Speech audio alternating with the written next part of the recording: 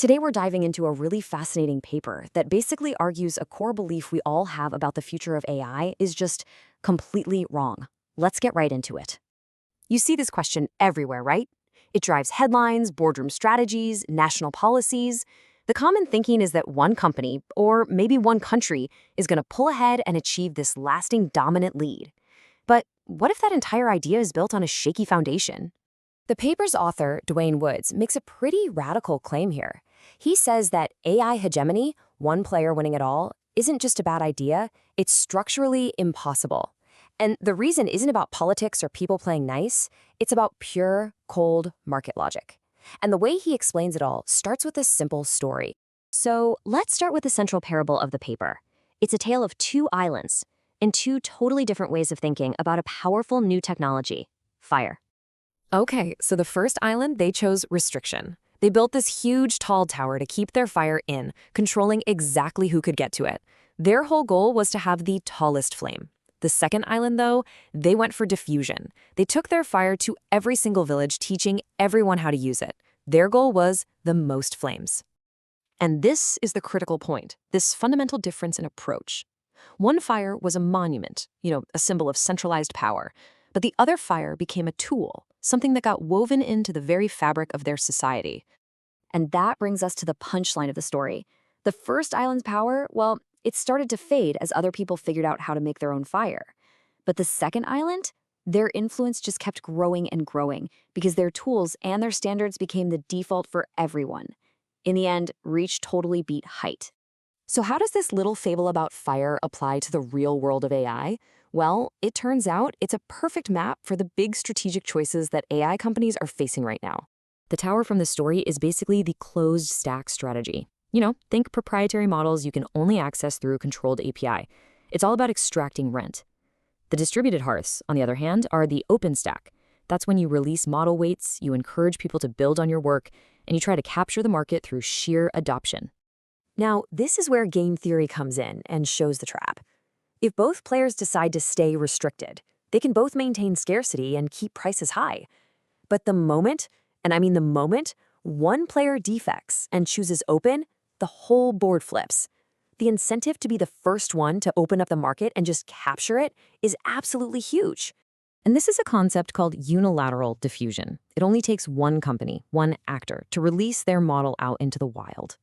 Once that knowledge is out there, the techniques, the architecture, the weights, you can't put the genie back in the bottle. Scarcity is broken, irreversibly, for everybody. So what are the actual consequences of walking through this one-way door to openness? The paper uses a few key models to show us exactly what happens next. First, we get something called diffusion compression. So, if you look on the left, when tech is restricted, the strongest player has this huge capability lead. But as we move to the right on the graph, as openness and diffusion go up, that gap just shrinks and shrinks and shrinks. That massive technological lead basically evaporates. And what that leads to is a competitive margin shift.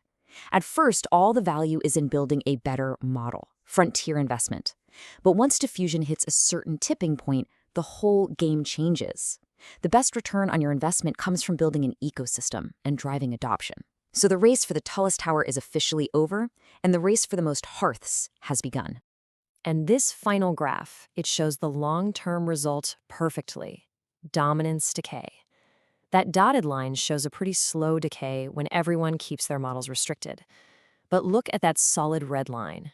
Once a rival decides to go open, any effective lead collapses, and it collapses fast. Lasting dominance just becomes structurally impossible to maintain. So if dominance is impossible, does the closed strategy just go away? Well, not exactly. The paper argues that it actually survives, but only in a very, very specific way. This final state is called the moat equilibrium. The tower strategy can still do really well in these specialized, protected niches. Think of it like a castle that has a really great moat. It's profitable, for sure, but it's contained. It can't rule the entire landscape. You can see these two different worlds really clearly on this chart. On the left, those blue bars show the open strategy, just completely dominating general markets like enterprise software and consumer apps. But on the right, The red bars show that the restricted strategy is holding on tight to its niche in places like defense and regulated industries, places where the walls are built by institutional rules, not just by better technology. And this all leads us to the paper's most powerful, summarizing line. The closed, proprietary model can command its small, protected courtyard, but the open, diffused model, the sparks, ends up commanding the rest of the world through pure, unstoppable reach. So ultimately, the paper leaves us with this huge reframing of the entire AI race. If a lasting monopoly is a logical impossibility, then maybe we're all asking the wrong question. Maybe the real prize isn't dominance at all, but something else entirely.